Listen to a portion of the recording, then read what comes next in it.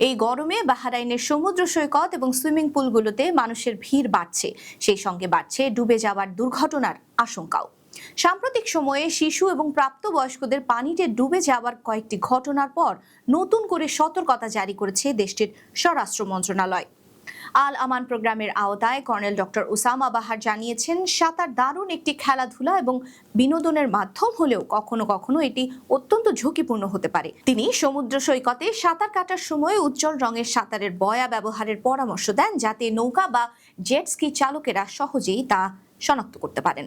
পাশাপাশি তীরের সমান্তরাল সাঁতার কাটা, গভীর পানি এড়িয়ে চলা, নিজের অবস্থান কাউকে জানিয়ে রাখা এবং নৌপথ, বন্দর, সেতুর নিচের এলাকা ও নিষিদ্ধ স্থানে সাঁতার না কাটার আহ্বান জানিয়েছেন। পাশাপাশি তীরের সমান্তরালে সাঁতার কাটা, গভীর পানি এড়িয়ে চলা, নিজের অবস্থান কাউকে আগে থেকেই জানিয়ে রাখা এবং নৌপথ, বন্দর, সেতুর নিচের এলাকা ও নিষিদ্ধ স্থানে সাঁতার না কাটার আহ্বান জানিয়েছেন তিনি।